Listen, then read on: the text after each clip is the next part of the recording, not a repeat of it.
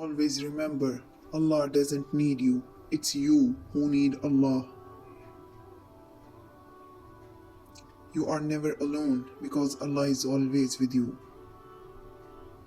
Put Allah first and you will never be lost. And whatever good you do, Allah knows it. If Allah is making you wait, then be prepared to receive more than what you ask for.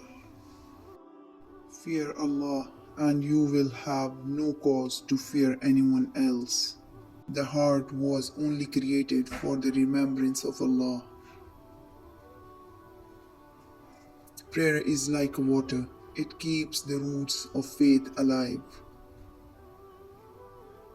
Trust Allah when things don't work out the way you wanted. Allah has something better planned for you.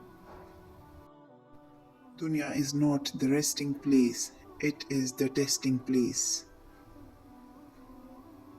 Erase the past with repentance and build the future with sincerity and good deeds. Indeed, your God is one.